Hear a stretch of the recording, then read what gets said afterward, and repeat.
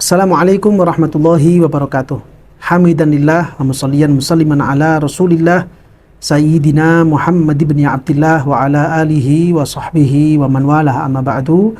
Para pemirsa, para pengikut dan para pecinta channel YouTube MZT Malang Raya, alhamdulillah kita melanjutkan kajian kita tentang membaca dan mengulas biografi para ulama yang beliau-beliau ini menjadi mata rantai utama di dalam keberlangsungan dan perkembangan mazhab al-Imam Syafi'i, yang mana beliau-beliau ini merupakan figur-figur para ulama yang memiliki pengaruh besar di tengah-tengah masyarakat Islam, yang mana ulama yang akan kita baca bersama biografinya pada kesempatan kali ini adalah seorang ulama yang salah satu karya tulisnya begitu populer dan banyak tersebar di negara Indonesia, yaitu kitab beliau terhadap Syarah Sahih Bukhari. Kita mengenal Syarah Sahih Bukhari yang banyak tersebar di Indonesia selain kitab Fathul Bari yang ditulis oleh Al-Hafidh Ibnu Hajar Al-Asqalani, juga ada lagi Syarah Sahih Bukhari yang berjudul Irsyadus Sari. Penulis kitab Irsyadus Sari inilah yang pada kesempatan kali ini akan kita baca, yaitu beliau Al-Hafidh Al-Qastallani. Kalau yang berjudul Fathul Bari, penulisnya adalah Al-Hafidh Ibnu Hajar Al-Asqalani, tapi kalau yang Irsyadus Sari, penulisnya adalah Al-Hafidh Al-Qastallani. Bukan Al-Asqalani, tapi Qastallani.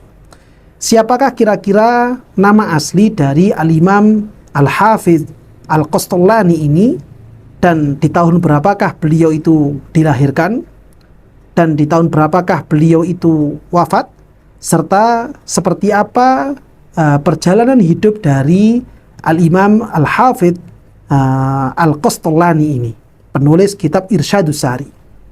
Beliau Al-Imam Al-Hafidh Al-Qastallani ini memiliki nama asli yang bernama Ahmad, dan beliau memiliki ayah yang bernama Muhammad. Kakek beliau bernama Abu Bakar. Sehingga kalau dibaca, nama asli beliau adalah Al-Imam Al-Hafidh Ahmad bin Muhammad bin Abu Bakar Al-Qastallani Al-Misri. Beliau Al-Imam Ahmad bin Muhammad bin Abu Bakar Al-Qastallani ini merupakan ulama kelahiran tahun 851 Hijriah. Artinya beliau itu dilahirkan di pertengahan abad yang ke-9 Hijriah, di tahun 851 Hijriah. Dan beliau wafat pada tahun 923 Hijriah. Artinya beliau wafat di pertengahan paruh pertama abad ke-10 Hijriah. Dari situ kalau kita hitung, usia beliau yaitu 72 tahun. Saat beliau dikaruniai oleh Allah Subhanahu wa taala usia selama 72 tahun itu, beliau berhasil menghabiskan usianya untuk berkhidmah kepada syariat Allah Subhanahu wa taala, berkhidmah kepada aturan-aturan Gusti Kanjeng Nabi Muhammad sallallahu alaihi wasallam. Sejak beliau berusia balita, beliau yang hidup di lingkungan yang sangat kental dengan nuansa keilmuan. Beliau hidup dalam keluarga yang sangat kental dengan nuansa ilmu Gusti Kanjeng Nabi Muhammad sallallahu alaihi wasallam.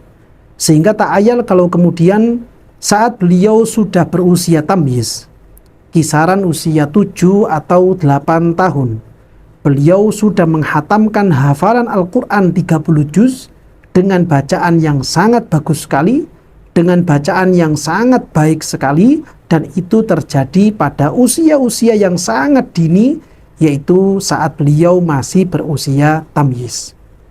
Saat itu beliau Al-Hafidh Al-Imam Al-Qastallani ini, saat beliau masih berusia anak-anak, hingga kemudian beliau itu masuk pada permulaan usia balik. Beliau memiliki semangat yang besar untuk mendalami ilmu qiraah, Yang dimaksud dengan ilmu qiraah itu adalah beliau mempelajari tentang bagaimana tata cara baca Al-Quran dari qiraatus sab'ah. Beliau giat di dalam hal ini. Setelah beliau menghatamkan riwayat pembacaan Al-Quran dari satu imam, beliau kemudian hafalan Al-Quran lagi menurut riwayat imam yang lainnya lagi. Setelah selesai hatam dengan dua riwayat tersebut, beliau akan menghafalkan dengan riwayat imam yang lainnya lagi. Sampai kemudian beliau itu menjadi pemuda yang menguasai 7 riwayat bacaan Al-Quran atau biasa dikenal dengan sebutan qiraatus sab'ah. Yang mana saat itu guru pertama beliau yang mendidik beliau tentang qiraatus sab'ah adalah beliau Al-Imam Sirajuddin Umar bin Qasim Al-Ansari As-Sawi. Sosok figur Al-Imam Sirajuddin As-Sawi ini yang mencetak karakter beliau awal mulanya untuk menjadi sosok pemuda yang piawai, sosok pemuda yang sangat bagus di dalam bacaan qiraatus sab'ah. Hingga kemudian beliau itu melanjutkan bacaan Al-Quran ini hingga kepada qiraatul asyrah, kepada 10 riwayat bacaan Al-Quran kepada guru beliau yang kedua yang dikenal dengan sebutan Imam Zainuddin Abdul Ghani Al-Haythami.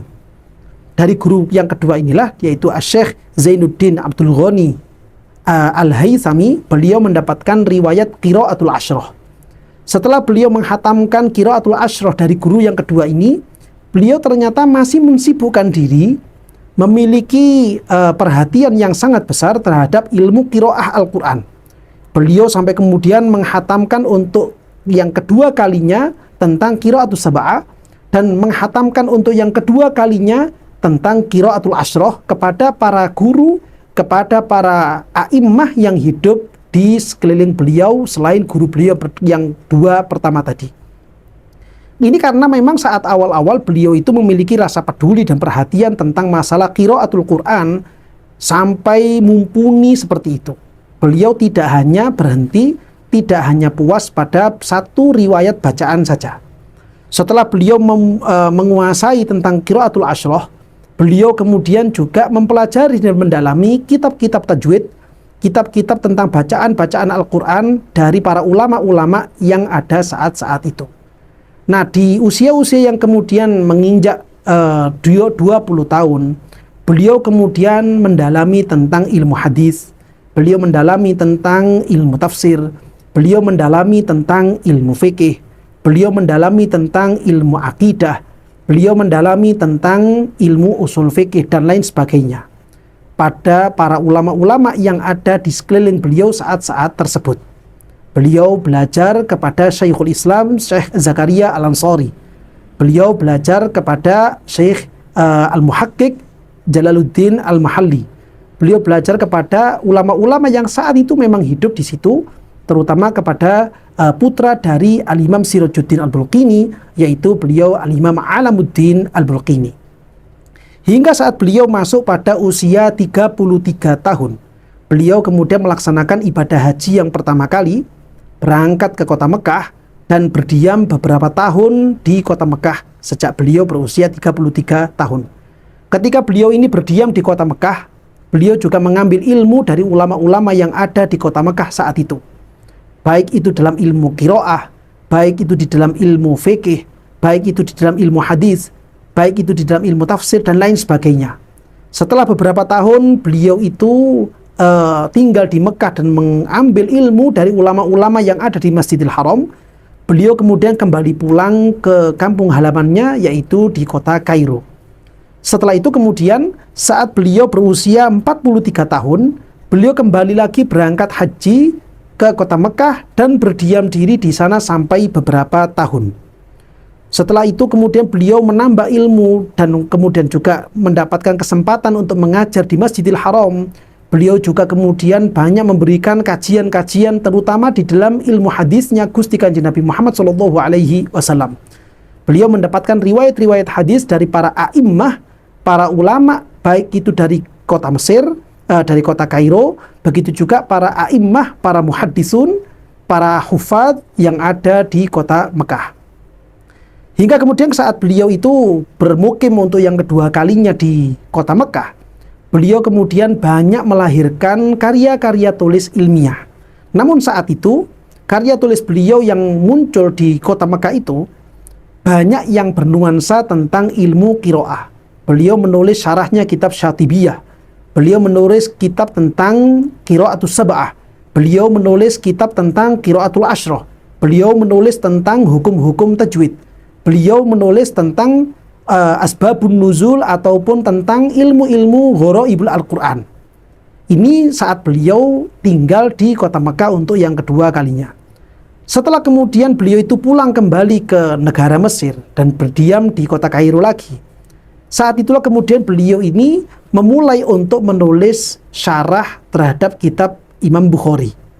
Beliau juga memulai untuk menulis syarah terhadap kitab Sahih Muslim. Beliau juga mulai menulis tentang syarahnya kitab Burdah. Beliau juga menulis tentang beberapa kitab-kitab yang bernuansa fikih.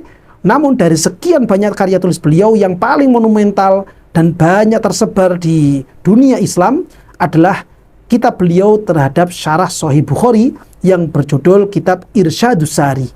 Nah, dari sini beliau ketika berhasil mengisi kehidupannya, berhasil mengisi waktu-waktunya, semuanya beliau gunakan hanya untuk mengabdi kepada agama Allah Subhanahu wa taala, mengabdi kepada umat Islam, mengabdi kepada ilmunya Gusti Kanjeng Nabi Muhammad SAW, sampai kemudian di tahun 923 sakit beliau semakin keras, sakit beliau semakin tidak terbendung lagi. Memang sakit beliau ini terbilang cukup lama, sejak usia-usia 60 tahun beliau sudah sakit-sakitan, hingga kemudian saat beliau berusia 72 tahun, Allah Subhanahu wa taala mengundang beliau untuk kembali berpulang ke haribaannya. Sehingga beliau kemudian wafat pada malam Jumat di tanggal 7 bulan Muharram tahun 923 Hijriah. Mudah-mudahan dengan kita membaca biografi beliau yang seperti ini, semangat beliau, himmah beliau, rasa peduli beliau, rasa perhatian beliau kepada ilmu-ilmunya Gusti Kanjeng Nabi Muhammad SAW, terutama di dalam hal bacaan Al-Quran yang beliau lisannya tidak pernah kering dari ayat-ayat Al-Quran, kita semuanya ikut mendapatkan keberkahan, ikut mendapatkan imdadat dari sosok figur ulama seperti beliau, yaitu Asy-Syaikh Al-Imam Al-Hafidz Ahmad bin Muhammad bin Abu Bakar Al-Qastallani, penulis kitab Irsyadus Sari. Amin ya rabbal alamin.